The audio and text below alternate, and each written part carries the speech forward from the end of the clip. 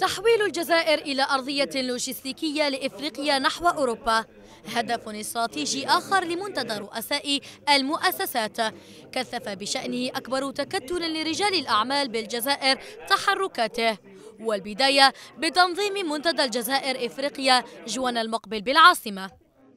Cette rencontre, ce dîner qu'on a organisé depuis maintenant une semaine, c'est pour en premier lieu regrouper les Algériens, la délégation algérienne, et en deuxième lieu, c'est d'avoir nos compatriotes africains avec nous pour préparer le rendez-vous algéro-africain au mois de juin, Inch'Allah. L'objet de la rencontre, c'est de pouvoir réunir et travailler en collaboration avec nos présidents africains, des associations patronales africaines.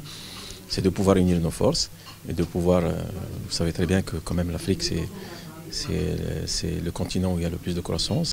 وتجسيدا لهذا المقصد فإن الجزائر مطالبة بتشجيع الحضور الاقتصادي الرسمي للمؤسسة الجزائرية في دول القارة الإفريقية عبر محاربة التهريب للإنتاج الجزائري نحو دول وراء الصحراء.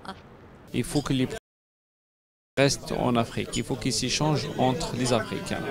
Vous savez, l'Algérie n'est pas très bien représentée dans l'Afrique. Ni sahélienne, ni en général, on compte pénétrer le marché africain correctement dans les années à venir.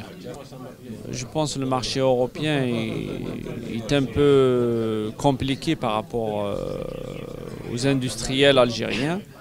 Le marché le plus propice, c'est le marché africain. Aujourd'hui, c'est une première qu'une association patronale puisse réunir les différentes associations patronales africaines et de pouvoir regarder, comme disait notre collègue tout à l'heure, regarder un peu sur le sud, vers le sud. Moi je dirais que le soleil ne se lève pas à l'est mais il se lève au sud. Et c'est ça notre objectif aujourd'hui, de pouvoir faire de l'Algérie la plateforme logistique de l'Europe vers l'Afrique.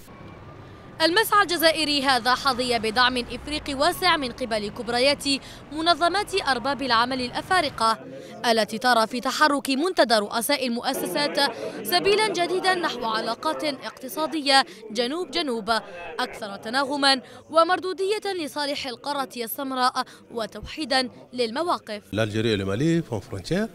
C'est des pays très amis au niveau politique. Mais au niveau économique, il n'y a pas d'activité. Il n'y a aucune activité entre les hommes d'affaires maliens et les hommes d'affaires algériens. Donc le président Haddad a eu cette initiative. Je pense que c'est une très grande initiative. Et aujourd'hui, je crois qu'on va nouer les contacts pour que, au sortir de ces dîners-là, que les hommes d'affaires maliens et les hommes d'affaires algériens puissent travailler ensemble dans l'intérêt des deux pays. Je pense que de toute façon, c'est une demande de plus en plus pressante et de la nécessité entre Africains de voir ce que nous pouvons faire ensemble. Je disais tout à l'heure, nous sommes invités à un forum France-Afrique. La France dégage des positions, mais l'Afrique, nous, dans notre globalité, nous y allons d'une façon dispersée. Donc de la nécessité nous-mêmes de dégager et de nous concerter et d'avoir des positions qui augmentent nos économies aussi.